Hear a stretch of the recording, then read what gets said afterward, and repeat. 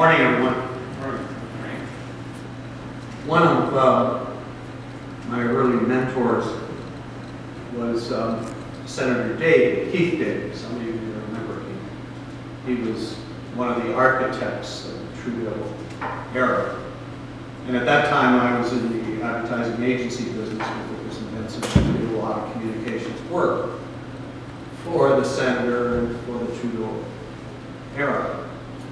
And one of the things he said to me very early was, John, you're only as good as the perspective, the point of view you bring to any problem or opportunity. And I thought a lot about that, and I think that's what, when John and I talked, became the focus for today. So I guess what my session is all about is to share with you some ideas, some information, but most of all some insights onto this wonderful world of retail. It's changing, it's dynamic, it's never been more competitive, and so it's really a challenge for all of us to try and stay as current and as plugged in as we can.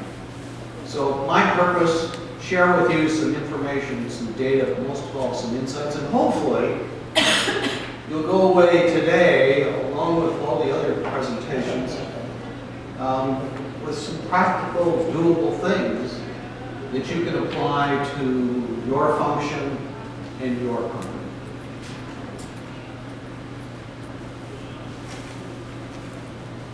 I want to start with some sense of really what's happening globally.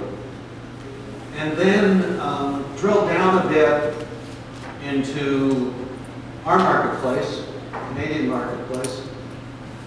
Talk about some of the issues that we see, the opportunities, and a few of the actions that, as we observe our clients, we're an international company, we're in 11 countries around the world, we get a chance to visit many of them. Some of the actions that they're taking to stay as competitive and vital as they can. So let's start with some big picture stuff. And we were just chatting earlier about the NRF, the National Retail Federation, which I had an opportunity to attend in January. I just come in November from the Global Retail Conference, which happened in Berlin last year. And these are some of the themes that we heard repeated and repeated by many of the presentations. The first is the internationalization of retail, the globalization of retail. And I want to talk a little bit about the implications of that. Talk something about this era we see of supplier and retail cooperation. You know, it's kind of a motherhood thing that we're partners, but really, I think the challenges of the time are really focusing now to go beyond the obvious. Talk a little bit about consumer-focused technologies, and this is your world, and it's just unbelievable the tools that are now available. Close up with some conversations about big data. That was a topic we heard all over the place. And then this move from bricks and mortar to really omni-channel. So let me start with this internationalization. And what's driving it? Well, what's driving the internationalization of retail is that in many markets, traditional markets, Central Europe, the UK, the US, retail markets are maturing. And so the big players, led by whether it's a Walmart or Carrefour or Tesco or Metro out of Germany, these big international companies are realizing that if they're going to continue to accelerate their growth, they've got to go international.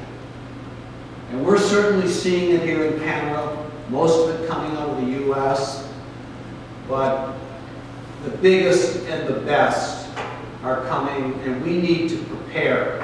We need to up our game if we're going to stay as relevant as we need to. Interesting, last year in São Paulo in Brazil, I visited a number of international retailers there, and every one of them had Canada on their list. In China, in Shanghai, again, you continuously see Canada as one of those countries that the biggest and the best are going to come. And the Chinese in particular, with the accelerated growth they're having, have got deep pockets. We were kidding again about the NRF, and our partner from Brazil was giving me a bit of a jab because he said, you know, this year at the NRF, Brazil has more attendance from Brazil than Canada does. They had 350 retailers attending that show. So I think this is a reality, and in many ways it's both a challenge and an opportunity.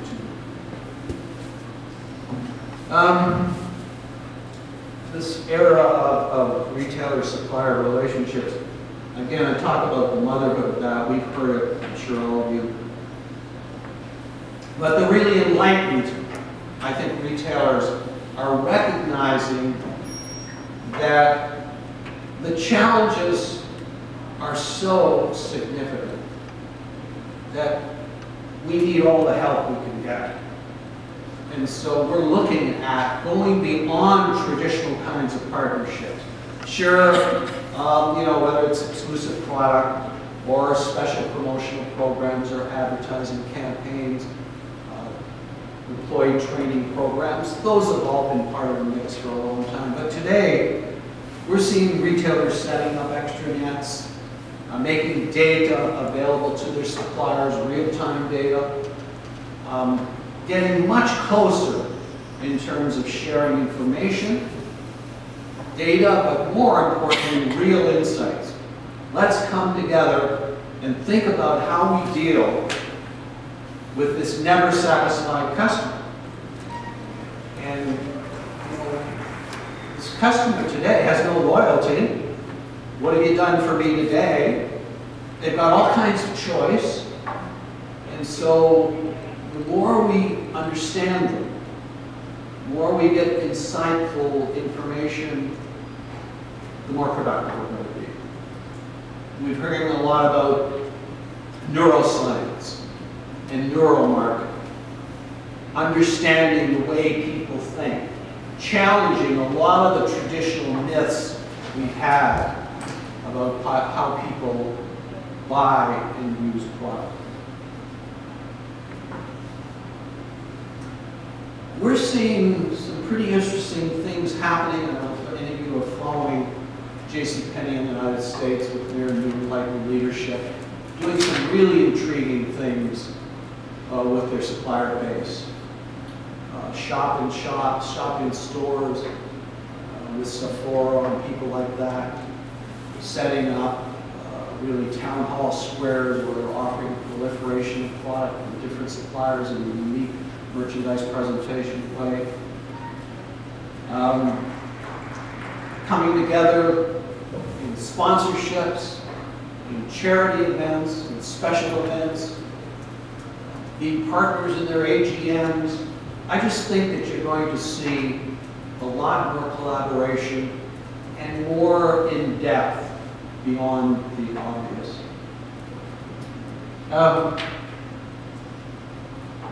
Consumer-focused technologies at every touch point. So whether the consumer is in that search phase, how they're interfacing with technology and using it to make it more convenient, more effective, more efficient. What they're doing once they get in the store, and various uses of technology all through that store. If any of you had a chance to visit the Metro Store of the Future in Duisburg in Germany, it's amazing the new applications of technology and how they're being used to increase the experience. And that's a word I think we all have to pay more attention to. John mentioned my latest book. It's called Moving from product, store, and service branding to total experience branding. So the experience is both emotional and it's rational and it's sensual and it's in the mind of that consumer. So when you think about all of those dynamics, you start to understand the complexity of this challenge. What are we trying to do? We're trying to engage the customer. We're trying to customize and get very focused. Tesco have really been the poster boys for customizing their offerings, their club card. They're able to take an offer and tailor it specifically to your purchase and usage behavior. Some of the great data companies in the United States and in Europe, again at the NRF, we were privileged to hear about the My Macy's program. And Macy's is a major department store chain in the U.S. have what they call My Macy's, and what they've done is they've localized their product offering, their communications, their special events, their in-store activities to that particular trade area. They've invested with buyers and marketers so that they really are maximizing on both at a central level the economies of centralization, but also decentralizing and localizing. And I think local is a word that we're going to be using a lot more. Getting right down into that neighborhood almost. CRM has been with us. It certainly is an important aspect of the tools that we have. But I think we're even looking at more sophisticated uses of CRM that take some of the drudgery out of it and some of the time constraints out of it and make it more practical and applicable. The concept that we want to come at the customer from many different points of view. We've had traditional segmentation, whether it be demographic or lifestyle, age, income, but now we're really looking at how can we segment in terms of shopping behavior? How can we segment in terms of product benefits?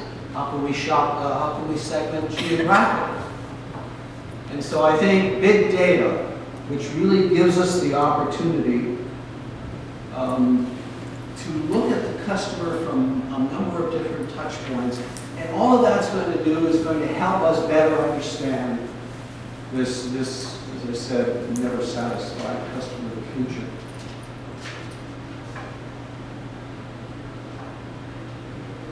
There's issues, and those issues fundamentally are a reflection of the culture of most retailers. I was a retailer for a lot of my career, and retailers were driven by merchants and operators. They ran by their gut. They had intuition about buying and selling and marketing. And they're not used to data, and they're not used to tons of data, and they get challenged by that. They're sophisticated and knowledgeable enough to know they have to use it, but they're looking for suppliers and partners. They're going to simplify that for them and help them make it more actionable.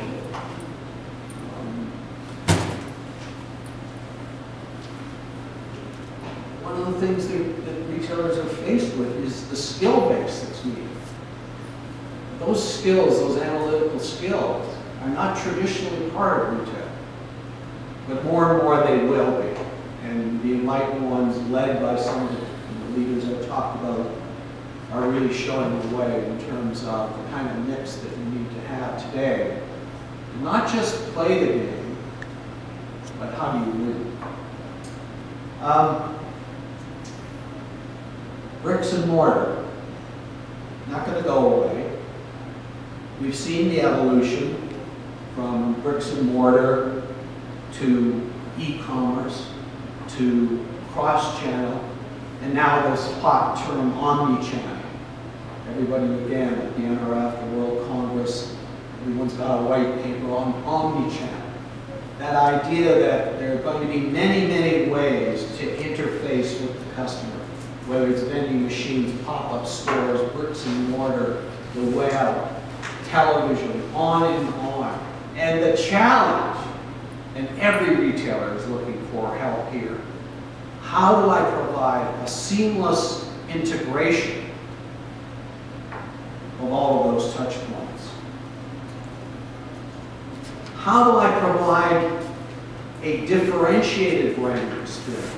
When you look at the apparel business today, it is so micro-segmented and micro-marketed. And yet, you've got to get a differentiated brand experience. Remember what I talked about? That experience has to be emotional, has to be rational, has to be sensual. Huge challenges. So, it's a big global trend, and I hope we'll get some time for you to contribute in here and share with some of us some of those retail trends. I could go on and talk about the rethinking of store formats, the concept of a portfolio of stores. I could talk about the growth of service retail and the investment the consumer today is prepared to make in service retail.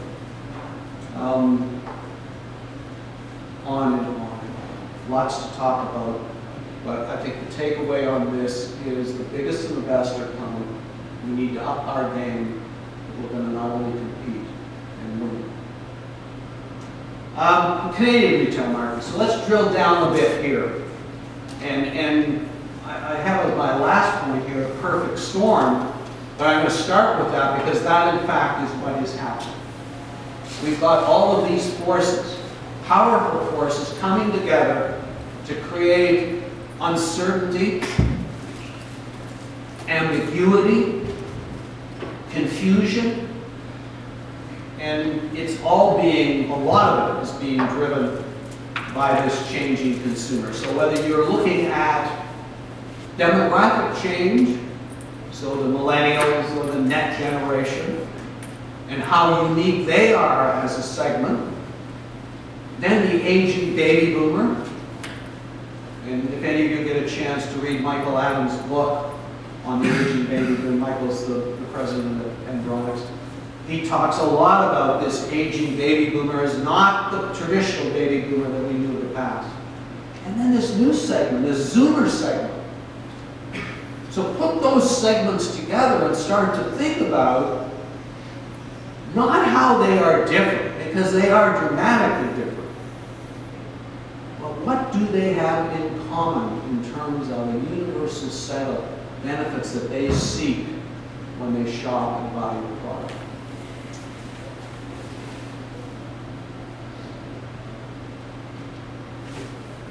Geographical landscape. I was reading a statistic today, and I thought about you, John. Do you know what the average commute is? No. It's 80 minutes. 80 minutes is the average commute in our major urban centers. And that puts us ahead of, if you can believe it, cities like Los Angeles and New York. So what's happened is we moved from a rural society to a suburban society to an urban society. Our offices are at London and Wellesley, and I was walking down the Eaton Center a couple of weeks ago, and every corner had a new condo going on. So we are creating this new urban society, whether it's Toronto, Montreal. We do a lot of work in Calgary. If you've been to Calgary recently, downtown Calgary is really amazing. The core of this new shopping center that's being developed there. Vancouver. So we've got a collection of consumers and a mix of consumer needs that are daunting in terms of merchandise assortment, the store channel you need, the communications techniques, the advertising, events. They're daunting, to say the least. You know, in our marketing practice, we traditionally look at, with clients, well, who are the direct competitors? Okay, well, we can establish that.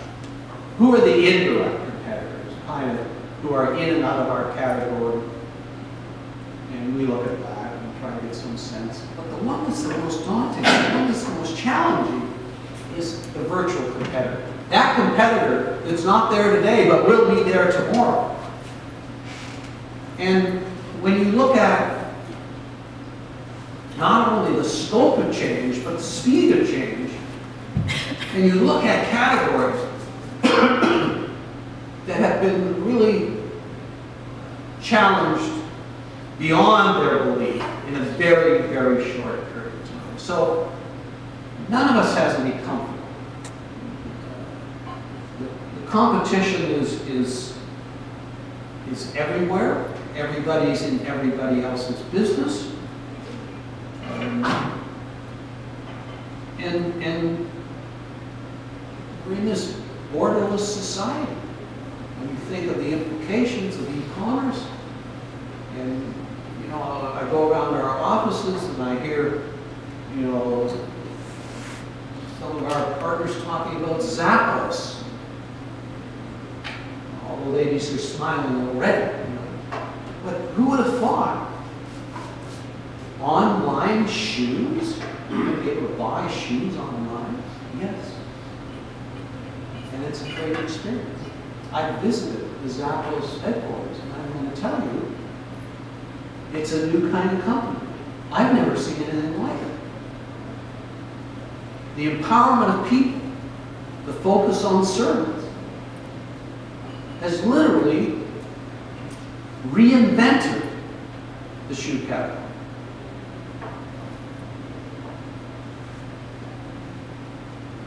Communications chaos. Our clients are looking for help. Chaos. Where's the clarity? Whether it's traditional media, newspapers, radio, television, direct marketing, now getting a new face. Look at what's happened to the Globe and Mail. It's a different kind of newspaper than it was 3 years ago, 5 years ago.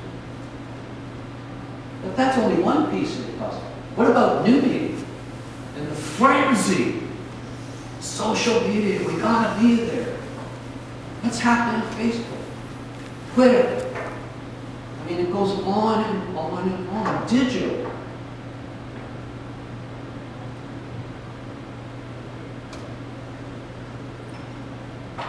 Content is king. What you say is obviously as important as how you say it. But regardless of what you say and how you say it, how do you get, again, a seamless, consistent, focused communications message? How do you get clarity? How do you engage the customer in that communication? How do you make them an active partner? Creative content, where the consumer is an active partner.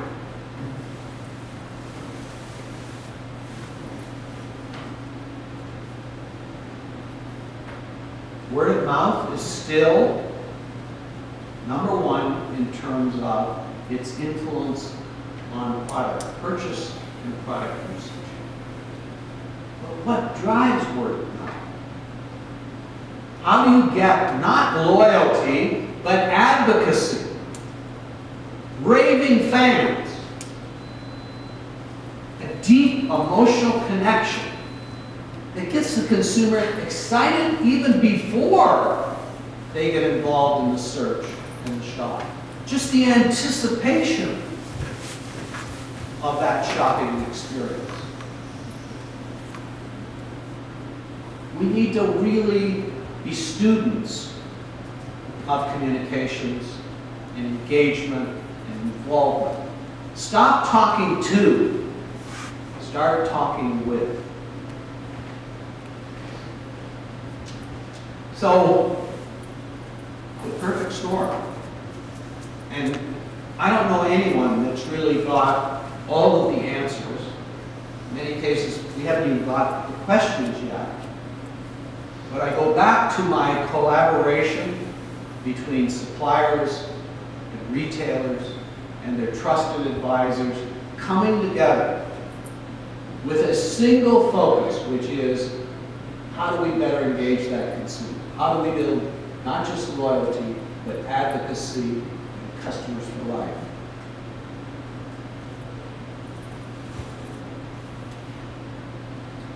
So, some of the issues, and I sit in literally hundreds of boardrooms every year, and I hear the same issues. Whether it's, as I said last year, in Sao Paulo, in Shanghai, in Bogota, in New York City, in Chicago, in Calgary, I hear these same issues. And I think it's important. We can't be naive. A problem well stated is half solved. How do you deal with the uncertainty of slow growth, no growth, modest growth, while at the same time having accelerated growth in some categories? I mean, Lululemon, Aldo, some of these Canadian brands, these really iconic Canadian brands. So it's not all product categories. It's not all channels. It's not all retailers are equal. And it behooves us to really understand in a very succinct way the realities of the marketplace. Traditional lines are blurring. If I would have said to you 3 or 5 years ago that Shoppers Drug Mart would be a dominant factor in the beauty cosmetic area, that they would be a force in convenient foods, that Rogers would be a bank. So we have this blurring that I talked about earlier, and everybody else is in everybody else's business. And the consumer is dealing with it. When we were talking about Holtz, and one of the clients we work with, and you know, customer will come into Holtz, buy her Jones of New York blouse, her Armani blazer, go to Walmart and buy the kids sneakers, go to Costco and stock up for the cottage, have no problem. So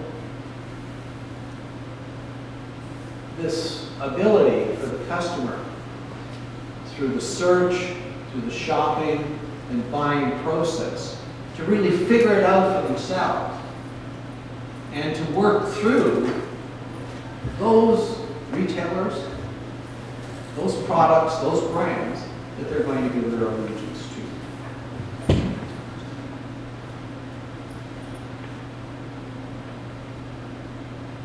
When we look at what's happening in the channel area, so channel I'm defining as, you know, it can be supermarket, hypermarket, specialty store, convenience store, and they're really astute retailers. And we had the privilege early on of working with the Western Group and Loblaws, recognizing that they were going to have a portfolio of brands tailored to very specific customer segments and tailoring that presentation.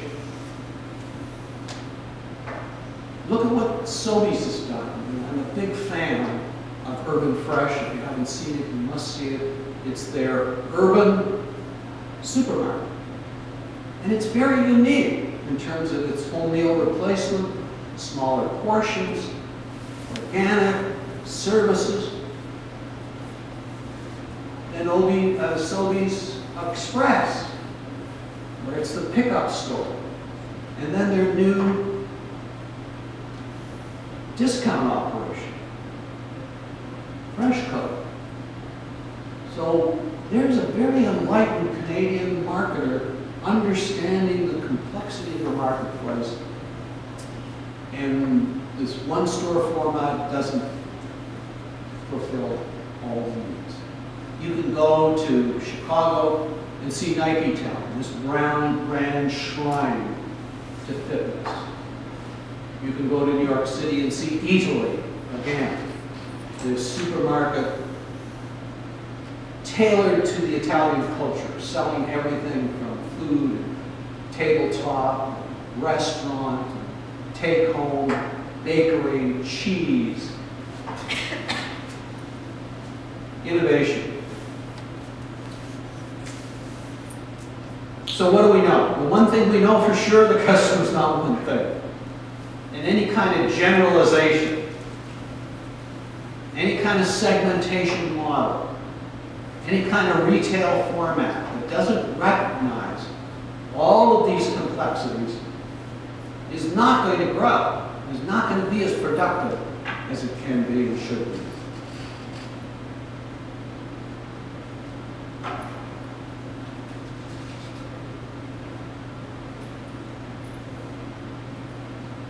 Opportunities.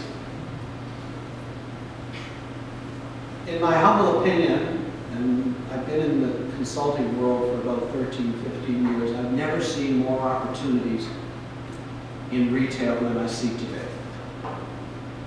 Why? Because the consumer is embracing the role that retail and product and services provide in their life, and they're looking for those experiences that enhance those opportunities. They're looking for. The work we did with Sobi is very interesting. We did about 40 focus groups. And as we went around the country and talked to moms, the chief purchasing officer of the family, they were pleading for help. Nutrition, home meal replacement, entertaining ideas, private label versus national brand. Where do I go for help? They're looking towards retailers. They're looking to brands. Brands are a shorthand for trust. And it's that trust that has to be really guarded and nurtured. Omnichannel is the way of the future. Every touch point between the store and the customer. The jury is in. There is no more debate. 24/7, my way or the highway. We've got challenges in Canada with e-commerce and omnichannel. We don't have the critical mass in many cases, but we've got to find a way of satisfying this desire. And in some cases, it's a convenience factor. In other cases, it's an experience factor. Some cases, it's saving time and money. Remember what I said, the customer has no loyalty, and they have lots of choice. So we have to find a way. And that way, that solution, is strategy and flawless execution, and it's not a little bit of both, it's 100% focused on getting that strategy right.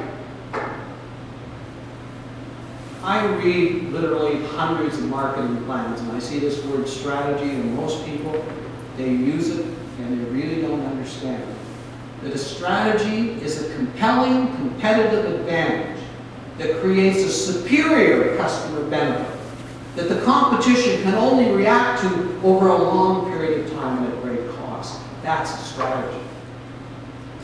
And if you don't have a strategy, if you have this kind of Me Too stuff, then it's just not going to work. But that's only half the battle. Then it's flawless execution. And remember the challenge I talked about at every touch point, consistent.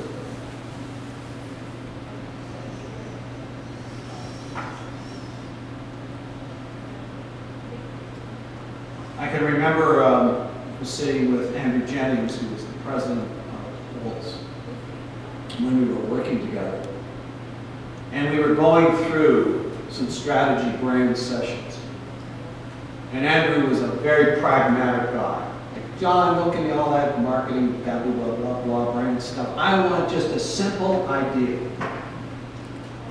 One idea, one word that I can focus the enterprise around. And we struggled, and we talked, and we had workshops and everything else.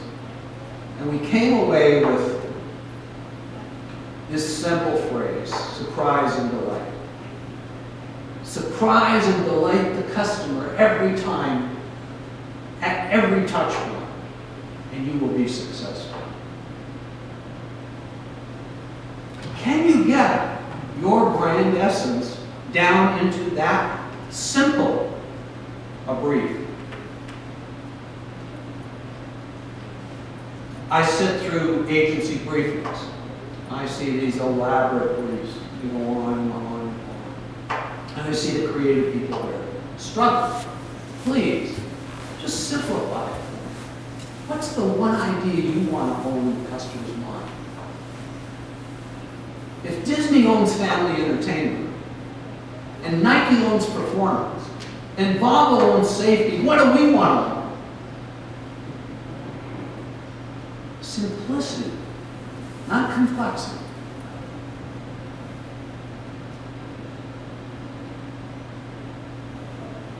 So let me finish up by saying,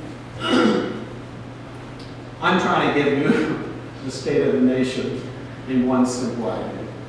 Ain't possible, but I'll give it a shot. I really believe that if you're going to survive and grow, all of us, whether on supplier side, retailer side, consulting side, it doesn't matter. It's about relevant differentiation. If you're not different, you're a commodity. You're interchangeable. Just think about that. If you're not relevantly different, you are a commodity and interchangeable. You're just as good as anyone else. And that word relevant, relevance is when what you're saying and what the customer wants comes together. And when that overlaps, that's relevance. Ladies and gentlemen, thank you.